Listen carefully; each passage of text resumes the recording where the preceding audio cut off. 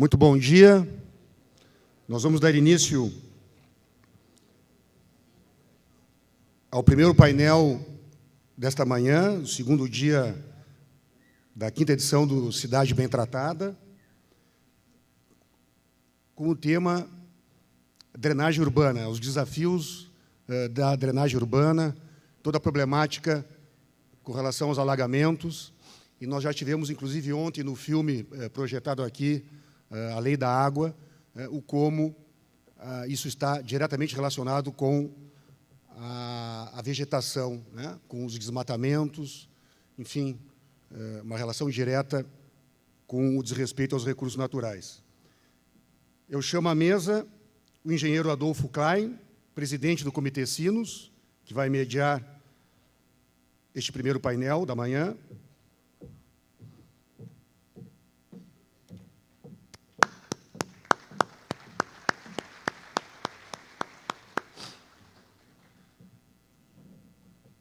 O engenheiro Carlos Eduardo Morelli Tucci.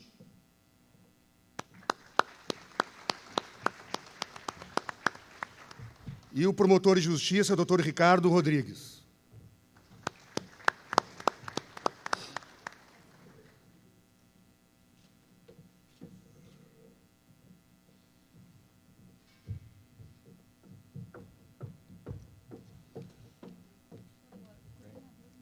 Tá bom.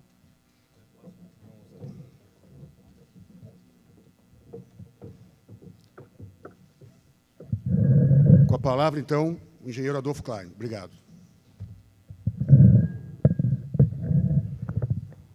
Bom dia a todos. Esperamos que tenhamos hoje um dia produtivo, onde a gente possa ter uma aquisição de conhecimentos que nos façam crescer como seres humanos. Nós temos duas exposições na parte da manhã,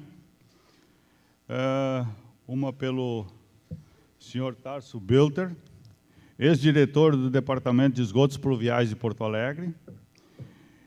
Ele é consultor e professor colaborador do curso de pós-graduação de Recursos Hídricos e Saneamento Ambiental do IPH-URGS.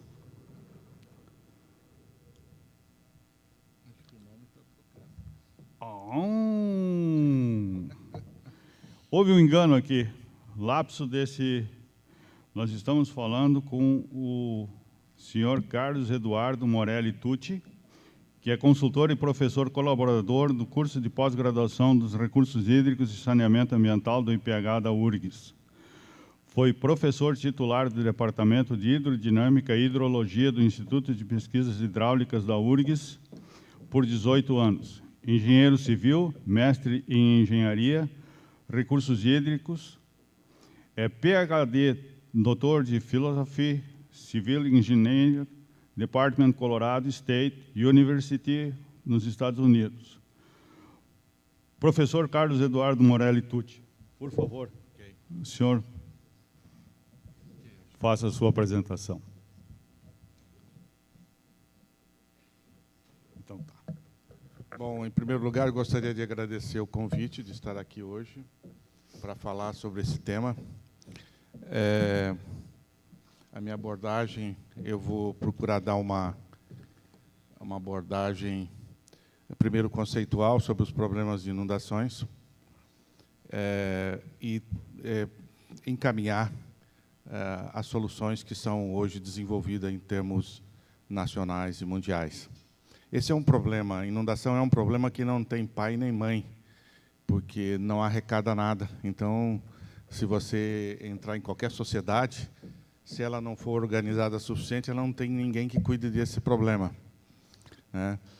Na estrutura de gestão brasileira, isso é muito recente, as leis que atuam. Por exemplo, a Lei de Gestão de Recursos Hídricos, que foi de 1997, coloca nos seus objetivos, um dos 3 objetivos, que de atuar sobre os eventos críticos, mas na sua estrutura da lei não menciona mais nada sobre gestão de recursos hídricos, e os planos de recursos hídricos não tratam de gestão de inundação, né? Portanto, a lei ela é desarranjada nesse sentido do ponto de vista das grandes bacias. E no caso municipal, ela vem agora só em 2007, quando saiu a Lei de Saneamento, que incluiu drenagem urbana e inundação ribeirinha como um dos serviços da municipalidade, que geralmente não tem pouca capacidade para atuar sobre isso.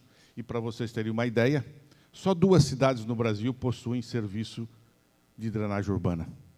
Então, vejam como nós estamos despovoados de gestão nesse assunto. Então, é um assunto bastante... que todos os dias ele está no noticiário, seja onde for, mas ele não tem a atenção devida do ponto de vista de gestão do problema. Passo. É eu que mudo aqui, né? Olha lá. Existem 2 tipos básicos de inundações que é bom entender. A inundação ribeirinha, que é aquela que ocorre, que nós estamos acostumados a compreendê-la, porque está desde o dilúvio, né? 40 dias e 40 noites chovendo, etc. Os rios, naturalmente, têm uma calha menor, onde nós encontramos ele todo dia, e, em média, a cada 2 anos, ele sai daquela calha menor. Então, é um processo natural. O grande problema, geralmente, da inundação ribeirinha é que a sociedade ocupa espaços de risco, e isso não tem sido incorporado nos planos diretores das cidades. O segundo problema, que é muito mais recente, em função da urbanização das cidades, só a partir do século XX você começa a encontrar cidades de grande magnitude, que é o aumento artificial da vazão do escoamento das áreas dos arroios urbanos, em função da impermeabilização do solo e da canalização. Esse faz com que a vazão pode aumentar até 7 vezes numa área bastante urbanizada. E aí você tem um outro problema, que é a transferência do impacto de quem ocupa rio acima para quem está ocupando o rio abaixo. E isso não é gerido pelas municipalidades. Você, quando aprova uma nova conjunto habitacional, uma residência, cada metro quadrado daquele está aumentando 7 vezes a vazão e está transferindo para quem mora rio abaixo. E esse ônus vai, ou é o ônus do privado para o público, e muitas vezes o público não atua, então vão sofrer outros privados. Como naquela figura ali, vocês podem observar, a vazão, que antes era um valor pequeno, ela antecipa no tempo e amplia o pico daquele hidrograma e o volume do escoamento superficial. Depois eu vou falar das consequências disso. Próximo. Sou eu mesmo. Bom, as inundações ribeirinhas, nós vamos falar propriamente dito delas, né? Como eu falei, o impacto da inundação ribeirinha está sobre a própria população que ocupa. Ela sofre o impacto, diferentemente da drenagem urbana. E aí você tem, eu daqui não enxergo muito o que eu escrevi ali, mas o problema da inundação ribeirinha é de uma gestão de espaços. Que eu conheço no Brasil, tem 1 ou 2 cidades no Brasil que incorporou ao plano diretor urbano dessa cidade o zoneamento de inundação. E, portanto, todas aquelas cidades que estão ao leito ou próximo de um grande rio, a população vai, nos períodos de pequenas enchentes, vai ocupando, quando vem a grande enchente, vem o grande problema de impacto. Então, esse é um processo, além das invasões dos espaços urbanos, etc. Para isso, você precisa do que a gente chama de zoneamento de inundação. Você tem 2 estratégias básicas, a estratégia não estrutural e a estratégia estrutural. A estratégia não estrutural envolve zoneamento de inundação, seguro de enchente, ou medidas que não alteram o sistema fluvial. E medidas estruturais são aquelas que você vai construir uma obra para proteger aquela população. O interessante disso, por exemplo, o Programa Americano de Controle de Inundações, ele é da década de 70, e ele criou um seguro de inundação, que, na realidade, é um sistema de resseguro nacional, e que a população a cidade entra no programa de seguros, e a população que está na área de risco paga um seguro de acordo com o nível de risco em que ela está ocupada. Em função disso, quando vem inundação, ele é ressarcido se ele é afetado em função do prêmio. E é um sistema autossustentável ao longo do tempo. E só o Senado americano, que controla esse processo, só permite que faça obras quando tem viabilidade econômica, ou seja, quando a obra pode ser o custo dela é superior aos prejuízos que iriam ocorrer com a inundação. Para vocês terem uma ideia, o famoso caso de New Orleans, nos Estados Unidos, de 2005, havia um projeto do Corps of Engineers de proteção para furacão nível 5, e ele foi torpedeado pelos próprios constituintes de New Orleans, porque eles teriam que pagar 35% do custo, 65% do governo federal. E eles promoveram junto aos seus senadores para que não aprovasse o projeto, e deu o que deu. Então, inundação não é uma questão simples. No Mississippi, por exemplo, quem faz gestão de inundação é um general que responde direto para o secretário de Estado, né? E tem negociações, por exemplo, eles alugam áreas de agricultura para poder inundar nos períodos de cheia. Então, é um processo complexo, não é um processo simples. E, principalmente, não é possível importar gestão de inundação de um país para outro, porque são realidades diferentes. Nos Estados Unidos se obedece à lei, no Brasil não. Então não adianta, se você pode até ter uma boa regulação sobre o uso do solo, mas você tem outros mecanismos, eu vou até apresentar um exemplo de Curitiba, como que nós fizemos nessa gestão de inundação. Então, no Japão, por exemplo, se faz obra sem justificativa econômica, que é o único país do mundo que faz isso, mas gasta 20 bilhões de dólares por ano em gestão de inundação. Então, esse é um caminho que a sociedade tem que encontrar. A região metropolitana de Denver, por exemplo, tem um distrito de controle de inundação que faz a gestão de toda a região metropolitana de Denver e cobra 0,3% dos impostos de propriedade daquela área. Ou seja, existe uma institucionalidade construída para atuar sobre a questão. Ali, com um pouco que eu falei, a experiência americana, a tendência internacional, gestão de inundação no Brasil. Nós não temos gestão de inundação no Brasil. Nós temos um programa de obras, que muitas vezes são obras que custam muito mais do que o prejuízo que ela ia ser gerada. Ou não, depende do caso.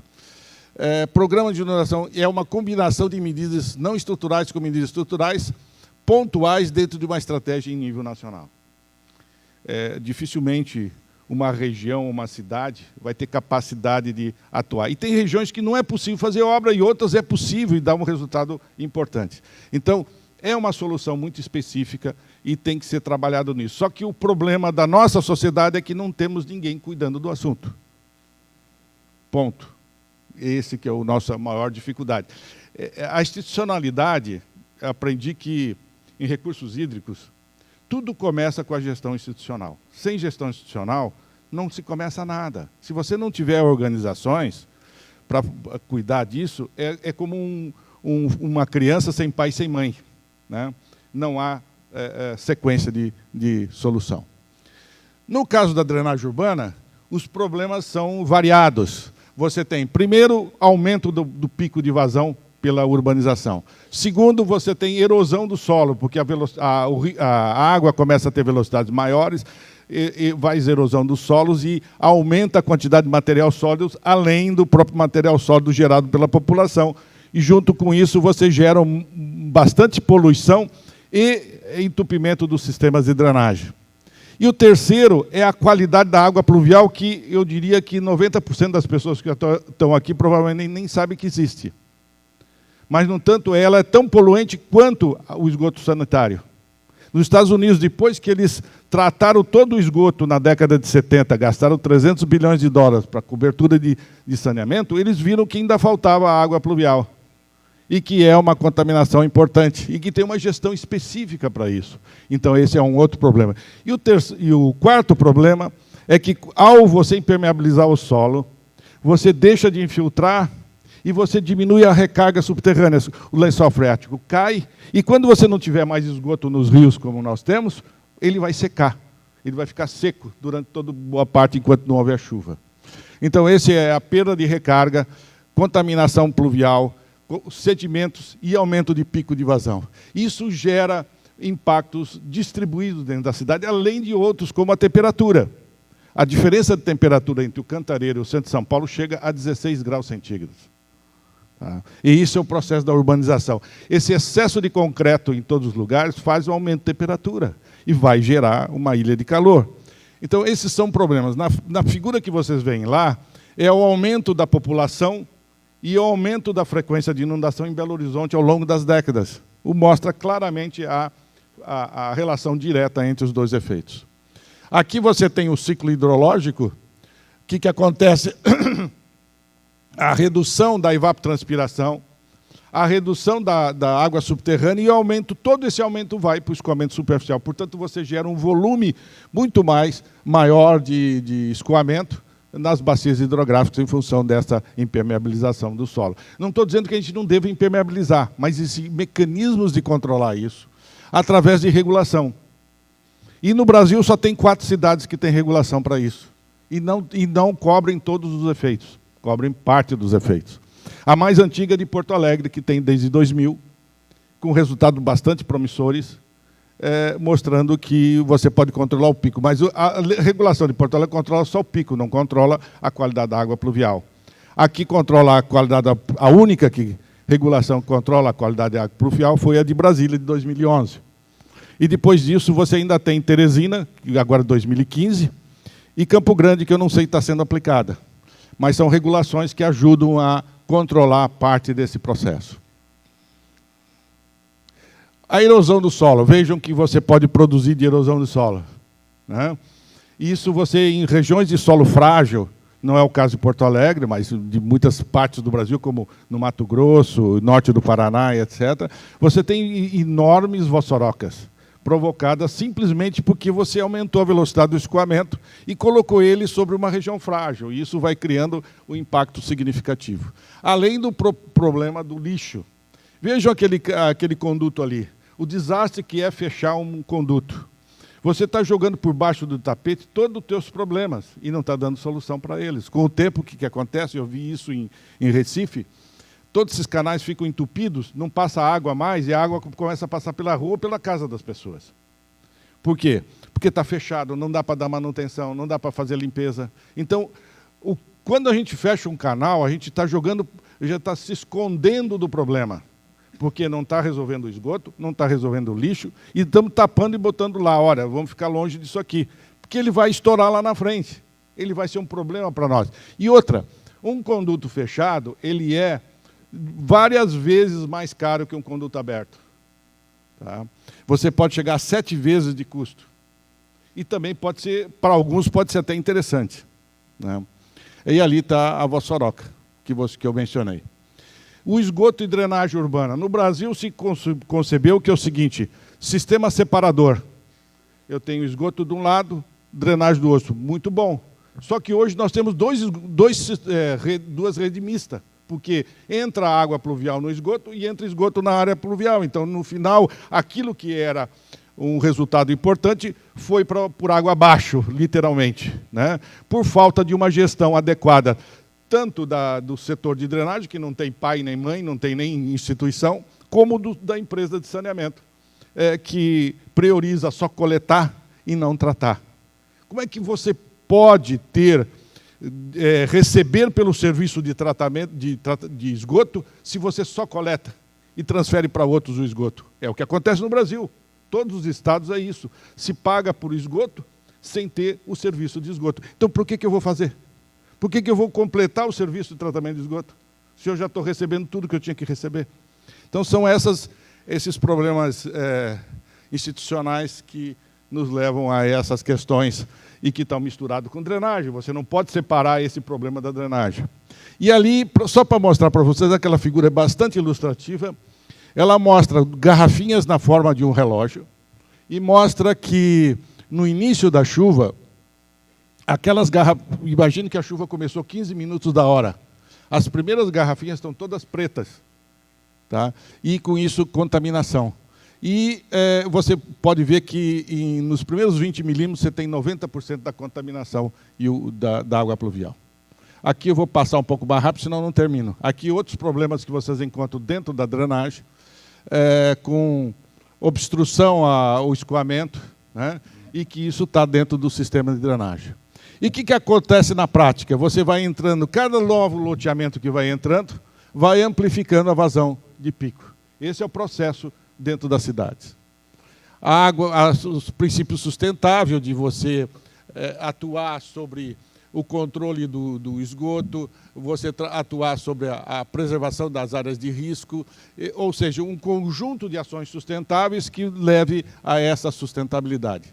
Eu vou pular isso aqui também, senão eu não termino. Sustentabilidade, você pode atuar em nível privado ou em nível de Estado. O nível privado geralmente está dentro da certificação ambiental. Você busca a certificação e valoração do seu investimento em função dos retornos econômicos que você vai ter. E em nível do Estado, entra a recuperação urbana. A recuperação urbana envolve coleta e tratamento de esgoto, resíduos sólidos, recuperação do esgoto e drenagem, áreas de proteção, áreas de zoneamento e um conjunto de intervenções que levem a esse tipo de paisagem. Vocês podem ver aquela fotografia do lado direito, representa uma área de amortecimento integrada à paisagem da cidade. Então, você muda a tua propriedade. Você não bota só concreto, você integra e dá valor à sua propriedade. O que aconteceu em Seul, vocês já ouviram falar, era do que era naquela fotografia à esquerda e se transformou no que é à direita. E se gastou 300 milhões de dólares numa bacia de 60 km² e o prefeito virou presidente da República. Então, politicamente. Professor Tucci, sendo chato, mas temos mais 3 minutos. Tá bem. Ali vocês têm o resultado do que ocorreu na urbanização. Aqui em Teresina é um projeto também que está num processo desse tipo de recuperação urbana. Houve uma recuperação das áreas de lagoa, numa área de 100 mil km². O caso de Curitiba, em que, ao invés de fazer a ampliação do conduto, se criou um parque interno na região metropolitana de Curitiba. Ali vocês têm a criação do parque interno da região. E aqui, para vocês terem uma ideia, e isso está preservado depois de 20 anos. O plano diretor de drenagem urbana, as diferentes etapas que ele deve seguir, né? Medidas não estruturais, gestão e legislação, medidas de prevenção, que você deve atuar no sentido de mitigar os problemas que podem vir futuros, e a legislação, a necessidade de ter uma legislação de controle e de gestão da drenagem urbana e de recuperação de custo. Não vai haver serviço se não houver recuperação de custo em drenagem urbana. Não existe almoço grátis, ou seja, se você quiser serviço, você tem que pagar por isso.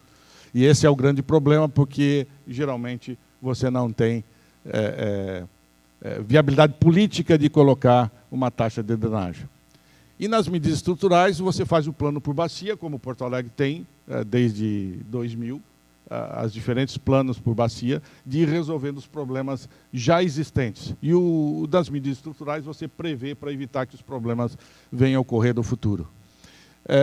Por final, aí nós temos esse processo, é um processo longo no tempo, há uma necessidade muito grande de uma gestão permanente, quer dizer, não se faz nada se não houver responsáveis pela gestão, a necessidade da interdisciplinaridade e a capacitação e qualificação das equipes que vão atuar nesse processo. Obrigado.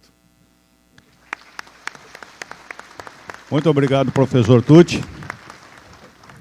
Lamentável a gente ter pouco tempo, eu acho que o senhor expressou conceitos extremamente importantes que a gente pode levar, então a gente já começou a aprender muito. Nossa segunda exposição é do Dr. Ricardo Rodrigues, promotor de Justiça Especializada de São Leopoldo e promotor regional ambiental da Bacia Hidrográfica do Rio dos Sinos, representando nesse evento o Comitê Sinos e o trabalho que foi feito por esse comitê no seu plano de bacia. Professor, Dr. Ricardo, por favor. Obrigado, bom dia a todos. A proposta da apresentação hoje é estabelecermos uma sistemática com base no conjunto de legislação existente sobre a questão de gestão de recursos hídricos. A drenagem urbana e o manejo de águas pluviais, eles se inserem direta e indiretamente na situação da gestão de recursos hídricos, da prevenção de riscos. Por isso, a proposta do tema, drenagem urbana, bacia hidrográfica como unidade de análise. Isso é a lei que diz, não foi um título inventado, não. É a lei da Política Nacional de Defesa Civil e Proteção. A lei diz lá nas suas diretrizes que as bacias hidrográficas elas servem como unidade de análise na prevenção de riscos. Quando nós estamos falando em drenagem urbana, manejo de águas pluviais, automaticamente nós ligamos o assunto às situações de desastres ocorridos em função de alagamentos e de cheias. Com base nisso, nós temos que fazer uma situação, um organograma legal para estabelecermos as proposições que se devem dar em níveis regionais e locais. Primeiramente, temos que partir da Constituição Federal. A Constituição ela estabelece situações de competências dos entes federados para atuação. Quando falamos em saneamento básico, a competência privativa da União de editar as normas gerais, cabendo posteriormente aos estados complementar as normas gerais e os municípios atuar em função do seu impacto local. Notem-se que quando eu falo em União e Estado, eu estabeleço uma gama de atuação maior. Quando eu falo em município, o município restrito à situação de impacto local. O que fez as legislações que complementaram essas competências constitucionais? Principalmente, vamos partir da Lei de Saneamento Básico, que estabelece que os planos de saneamento básico devem estar de acordo com os planos de bacia. A legislação ambiental também, da mesma forma, estabelece uma vinculação entre as atuações ambientais dos órgãos licenciadores em relação aos demais planos existentes. Também cito o exemplo do plano de bacia. A Lei de Defesa Civil, a Lei Nacional de Proteção e Defesa Civil estabelece, como referido, a bacia hidrográfica como unidade de análise. O ordenamento territorial, da mesma forma, já partindo da questão das competências, em relação ao ordenamento territorial, as competências privativas da União e do Estado de estabelecer normas gerais e a situação da atuação dos municípios em face do seu impacto local. Qual é a importância disso tudo? Que nós passamos de uma cultura onde cada município, dentro do município, bairros e ruas, pensavam exclusivamente nas suas situações pontuais, individuais, sem se preocupar com as ruas vizinhas, com os bairros vizinhos e com os municípios vizinhos. Grande parte dos problemas que enfrentamos em relação à drenagem urbana e manejo de águas pluviais decorre desta situação, de uma visão sistêmica apenas individual, daquela rua, daquele bairro, daquele município, sem se preocupar com o todo maior. Porque, pela visão da Constituição de 88, a gente estabelece o quê? Que situações de drenagem urbana e manejo de águas pluviais, intimamente ligados a alagamentos e cheias de corpos d'água, eles são problemas regionais. Os municípios, eles têm competência constitucional de atuar em situações de impacto local. Na medida em que eu estabeleço que a drenagem urbana, que o manejo de águas pluviais e que os alagamentos, eles ultrapassam as fronteiras das ruas, dos bairros e dos municípios, eu tenho que estabelecer um ponto de análise. E é isso que a legislação de proteção e defesa civil estabeleceu. A análise como bacia, a bacia como unidade de análise. E, a partir daí, muda a concepção individualista e passa-se a análise de uma concepção coletiva, de uma concepção difusa da matéria. Ah, mas sempre vem o argumento, mas o que envolver competência territorial, ocupação territorial, o município tem a competência absoluta de legislar e de dispor. Mas essa lei, essa competência absoluta de dispor do seu território, ela tem que merece um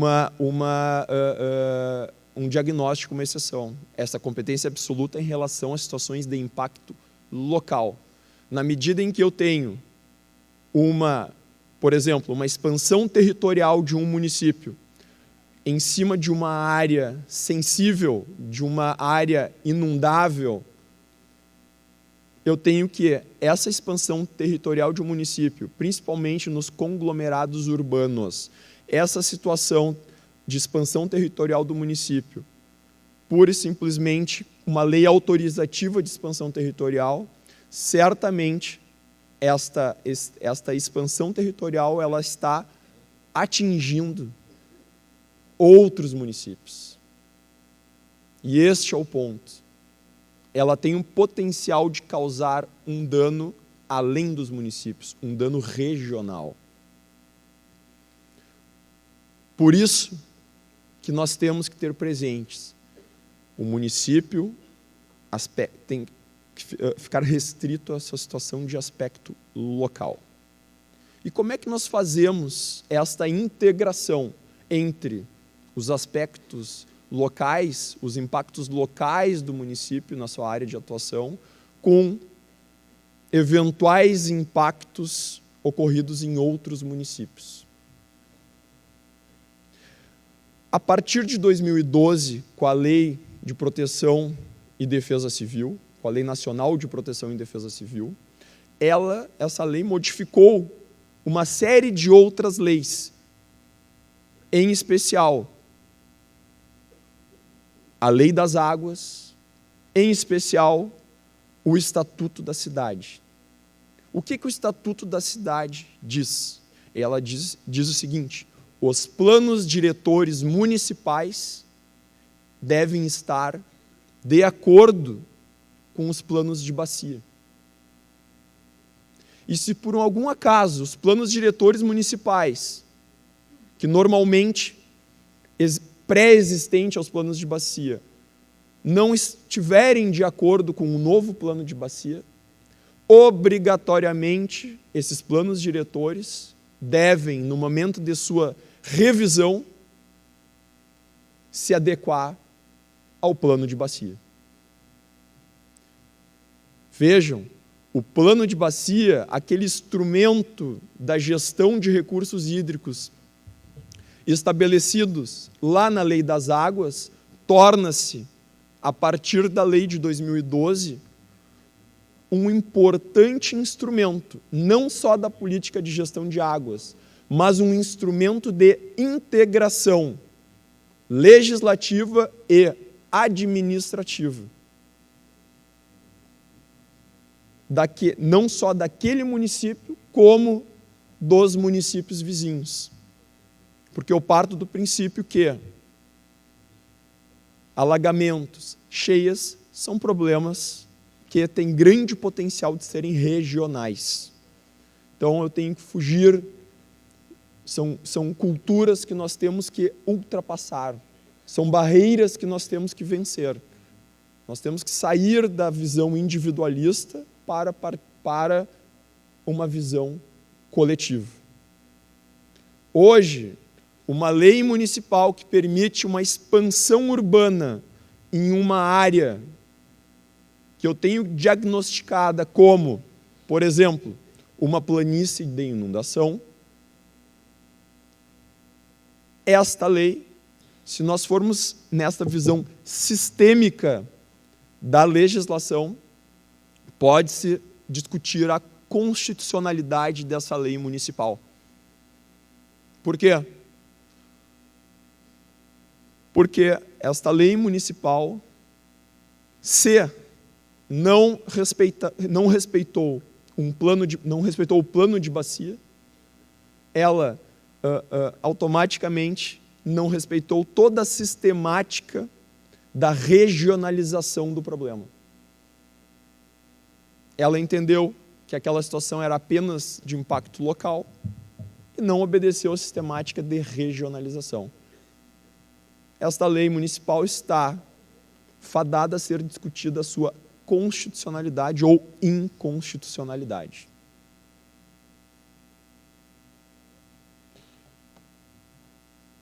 Então, a sistemática, existem vários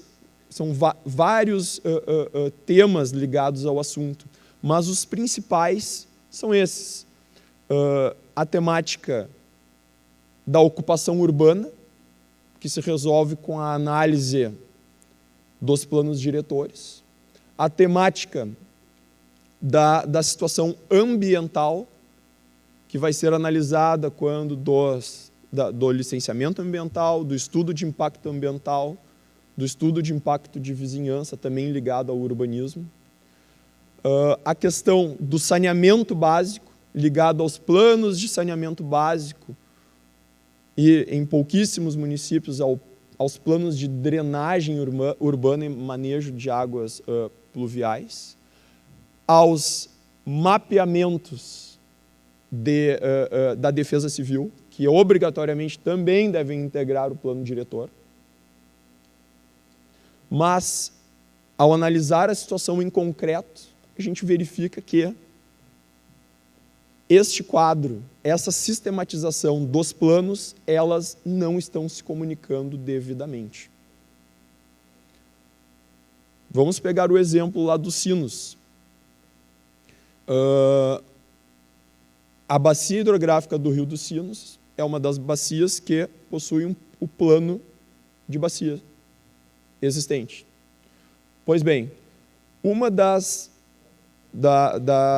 tarefas do plano de bacia estabelecidos no Rio dos Sinos é o zoneamento da planície de inundação.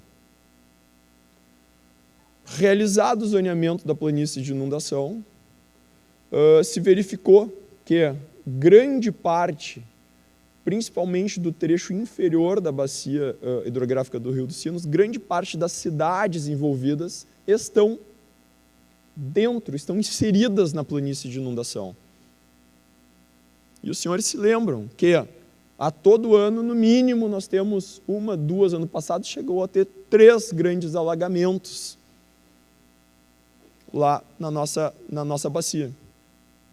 Principalmente em função da expansão urbana nestas áreas sensíveis.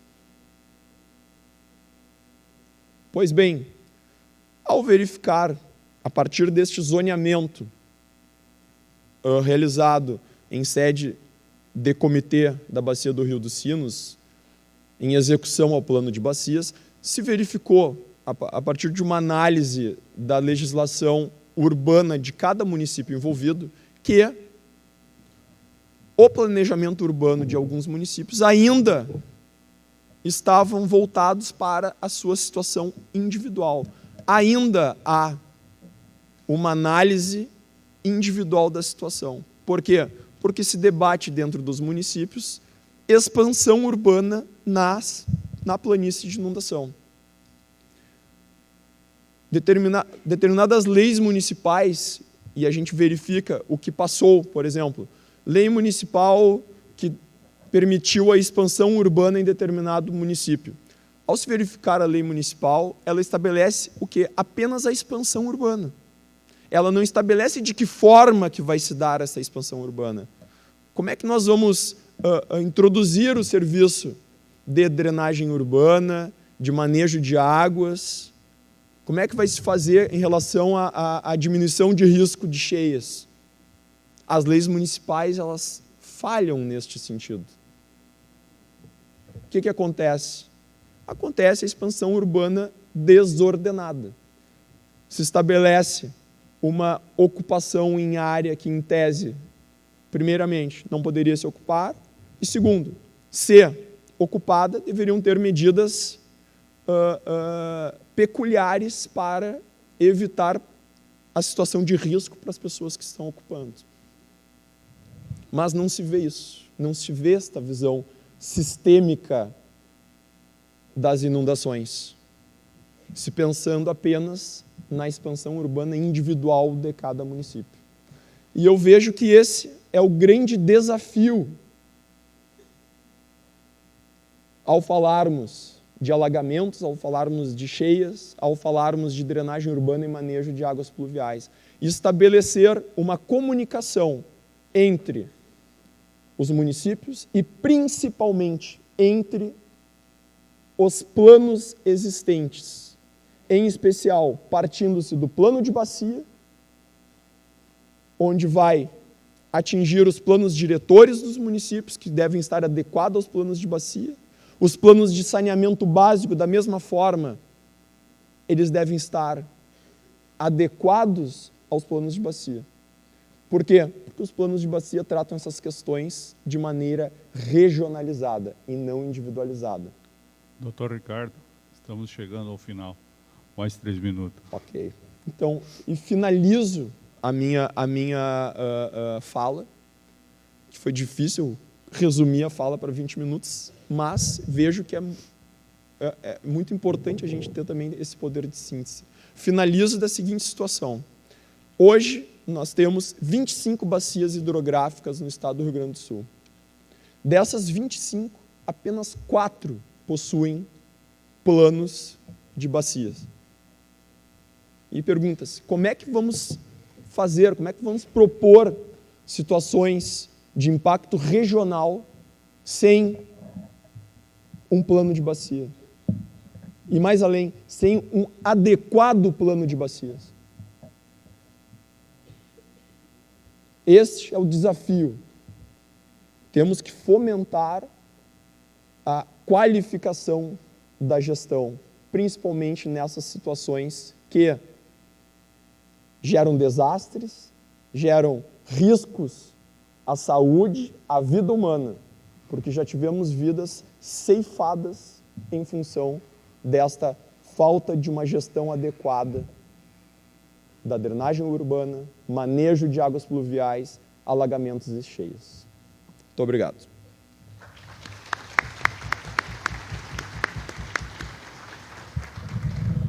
Obrigado, doutor Ricardo.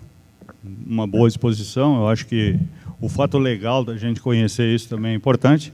Vamos ter um período de perguntas e respostas. Então,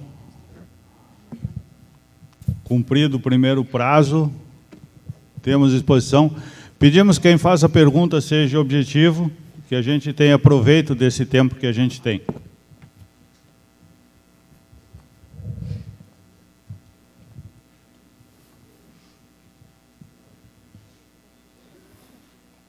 Bom dia, meu nome é Rafael, trabalho na Secretaria de Meio Ambiente, e aqui de Porto Alegre, e a pergunta para o professor Tucci. Ontem nós tivemos uma apresentação, várias apresentações, mas dentre elas, uma mencionando a questão de captação de esgoto em áreas com ocupação, áreas de ocupações irregulares, de preservação permanente, em diversos pontos.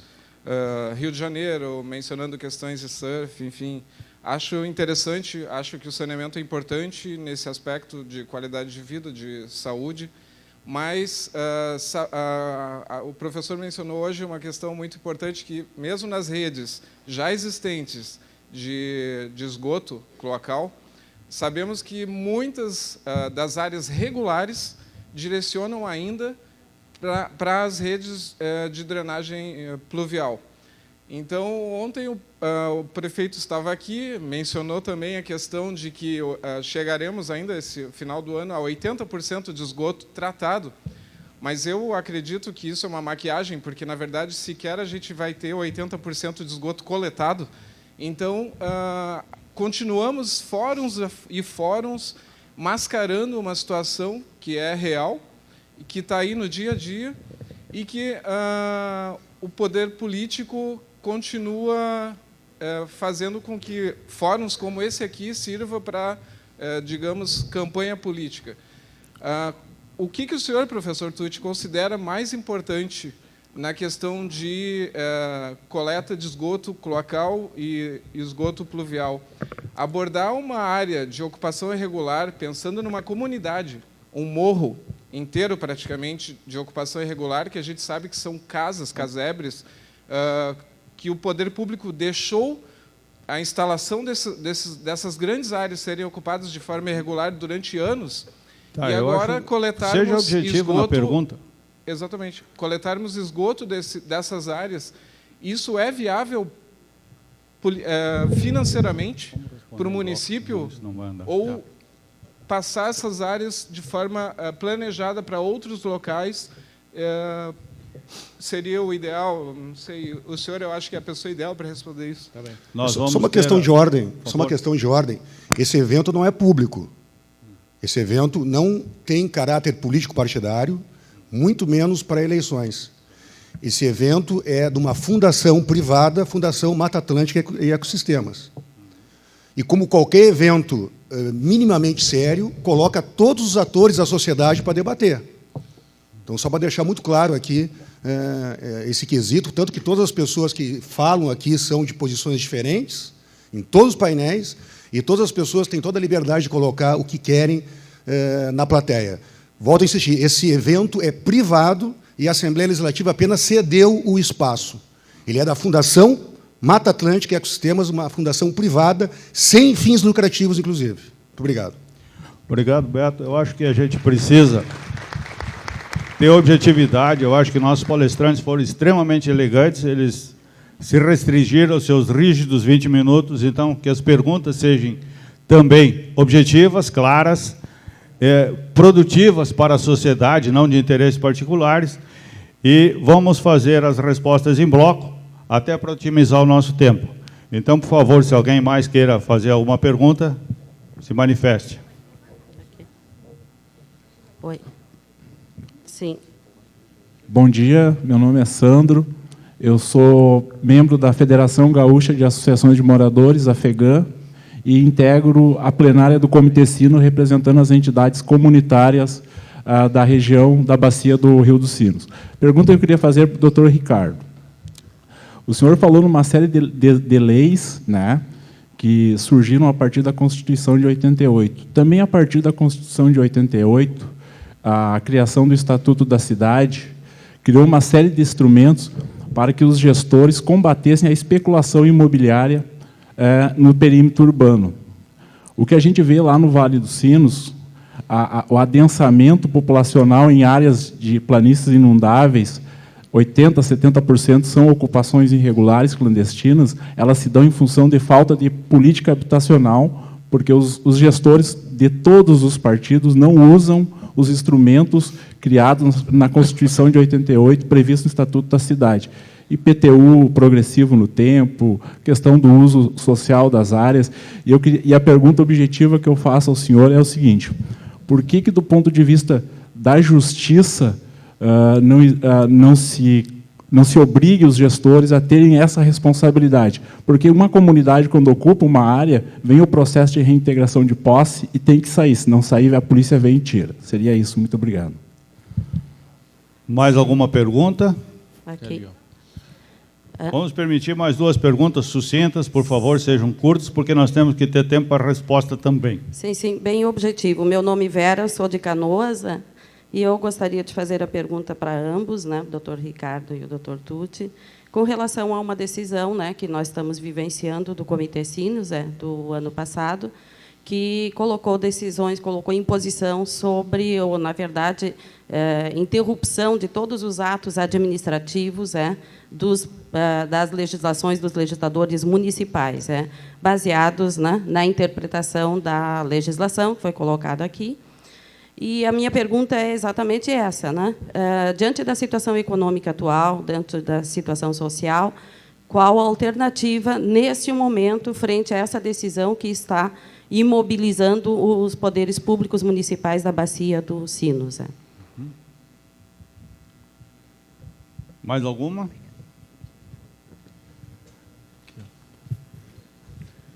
Bom dia, eu sou Seja objetivo, por favor.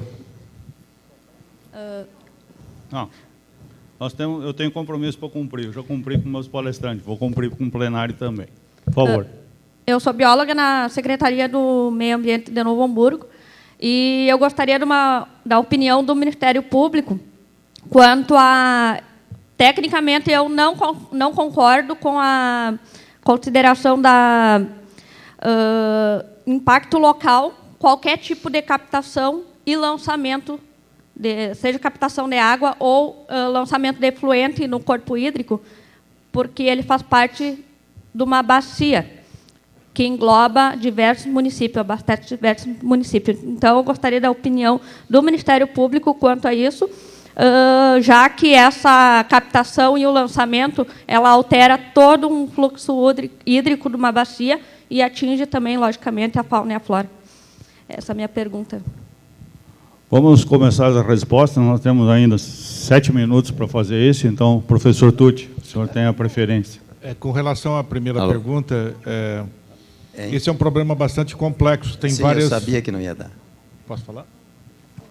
Tem várias facetas. A primeira delas é o seguinte: se você quiser dar uma solução completa, ela tem que trabalhar o habitacional e também a parte de águas de esgoto e drenagem. Acontece que, muitas vezes, o custo do reassentamento é razoavelmente alto e a sociedade, muitas vezes, não tem uma solução completa para isso. Olhando somente pelo lado do sanitário, existem soluções que você pode fazer uma coleta de tempo seco dessas áreas externas, porque dificilmente você vai poder passar por toda a canalização dentro de áreas que não estão, do ponto de vista urbanístico, bem desenvolvida. Essa é uma possibilidade de solução. Quer dizer, você coletar o esgoto de tempo seco, tratar e dar solução, pelo menos, para jusante, enquanto aquela área urbana não for recuperada do ponto de vista urbanístico. Então, tem várias facetas disso. O problema da mistura de esgoto sanitário e pluvial, ele é mundial, do ponto de vista de que o problema está sempre na operacionalidade disso. O que acontece? Quando um proprietário vai ligar na rede, na realidade, quem deveria fazer todas essas ligações seria a empresa de saneamento, para evitar que o Zé da esquina, que vai fazer a obra, ligue no primeiro conduto que ele encontrar pela frente, que pode ser o pluvial ou pode ser o sanitário. Então, aí é uma questão estrutural. Além disso, existe um problema muito sério de que passa a rede na frente da casa e o indivíduo não liga e aí não tem penalidade ou não tem uma regulação institucional municipal que obrigue o indivíduo a fazer isso. Isso gera, por exemplo, cidade como Vitória tem 100 mil pessoas onde tem rede de esgoto e que as pessoas não ligam porque não querem pagar. Então, eu já vi passeata para ter esgoto e passeata para não ligar o esgoto. Então, o problema não está só no Estado, o problema está também na própria sociedade, na sua educação, de querer realmente ter uma solução sustentável. Então, é uma combinação de fatores, não tem um culpado direto, mas tem muitos culpados no processo. Bom, essa é a primeira questão. A segunda questão, eu tenho um pouco de dificuldade de responder por não conhecer em detalhe, mas o que eu posso dizer é o seguinte: nos locais que eu conheço, é necessário fazer, primeiro, um mapa de inundação tecnicamente bem feito, onde você define o caminho preferencial da chuva, da vazão. Ou seja, você tem, primeiro, que calcular a seção de caminho preferencial com metodologias técnicas, como se faz em qualquer... Hoje é algo consagrado. Tá?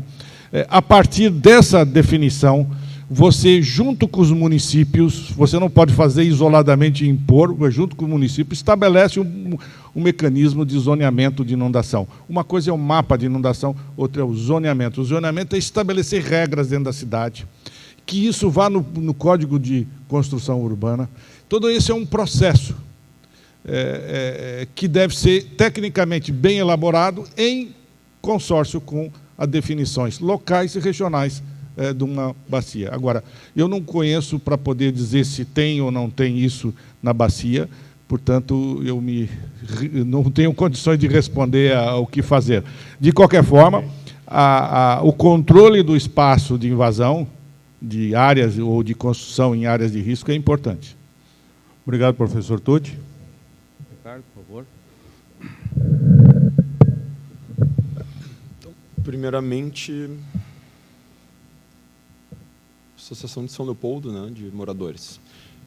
Em relação às ocupações irregulares nas áreas de inundáveis e APPs, o que tem sido feito? Na realidade, os proprietários das áreas vêm ingressando com as ações reintegratórias, são áreas sensíveis, e nós sabemos que ali a nossa região ela cresceu desordenadamente, principalmente por ocupações irregulares e clandestinas nessas áreas sensíveis.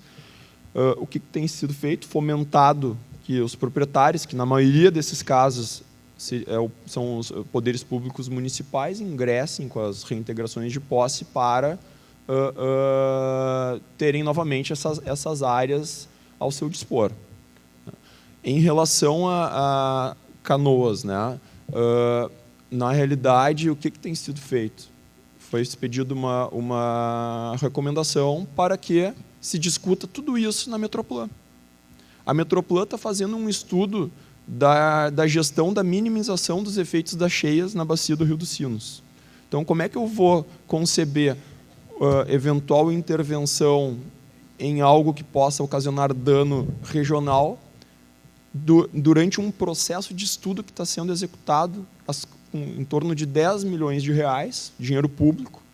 Então, eu tenho que ter, em primeiro lugar, um respeito ao dinheiro público que está sendo empregado num estudo, para, depois de um estudo, aí sim, sentar com os entes federados envolvidos para traçar soluções comuns.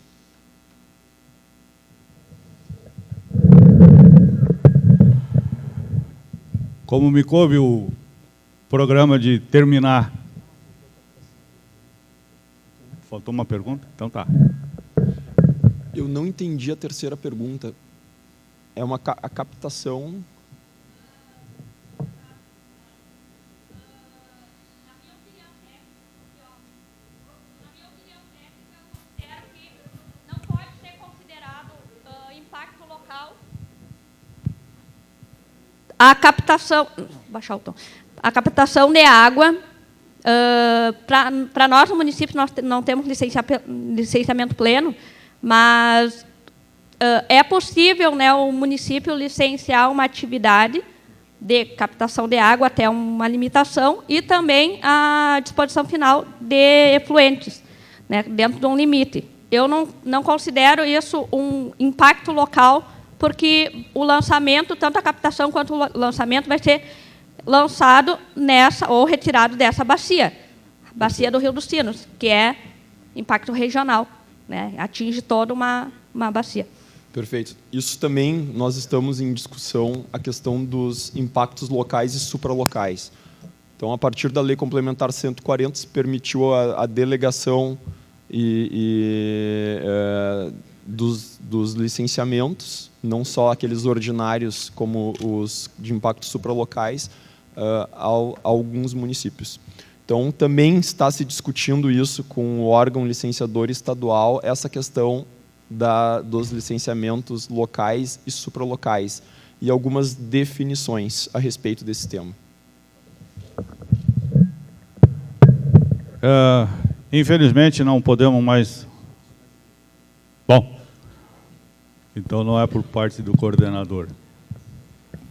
Obrigado, Beto Meche. Serei breve. Oscar Escher, arquiteto urbanista, eu estudo cidade e, na sua origem, a cidade, historicamente, nasceu nas várzeas e junto às águas, certo? Política e cidade têm a mesma origem grega, polis. Então, política e cidade, gestão de cidades, são coisas necessárias para tanto. No processo do Estatuto da Cidade, que foi um processo onde trabalhamos bastante, A construção dos planos diretores pressupõe uma série de estudos técnicos, sociais, de leituras e tal, com participação social plena.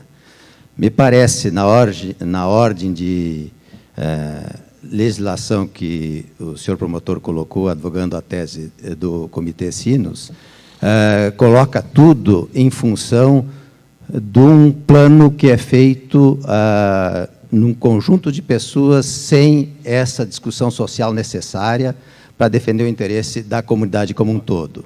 E engessa a cidade a partir daí, sem estabelecer a possibilidade dessas cidades se reorganizarem e estabelecerem equilíbrio. Então, não penso que o plano de bacias seja o ponto de partida, mas sim o ponto de chegada, onde o processo de discussão de construção da cidade tenha os mesmos pré-requisitos da discussão dos planos diretores. Obrigado.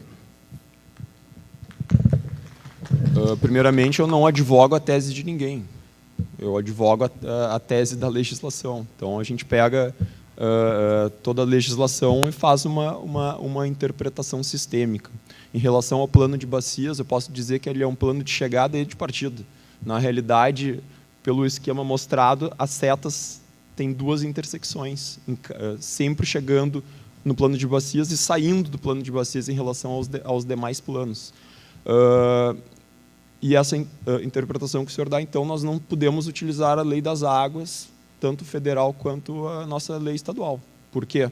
Lá legitima o comitê como um órgão oficial e com representatividade dos municípios integrantes da bacia, tanto governamental quanto quanto entidades governamentais quanto não governamentais. Estabelece o plano de bacias como um dos principais instrumentos da política de gestão de recursos hídricos.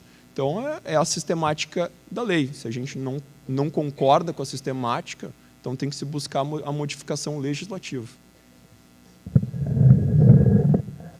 Bom, cumprido o nosso dever de mesa, agradeço imensamente a colaboração do professor Tucci.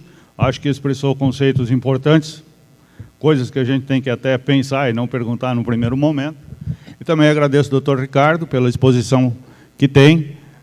Infelizmente, o nosso tempo foi curto, inclusive de perguntas e respostas, o que nos deixa já desejosos de um novo evento, de uma qualidade igual ou melhor. Então, estamos todos de parabéns. Muito obrigado. Encerramos essa sessão. Vamos ao café? É isso? Então tá. 5 minutos, não acredito.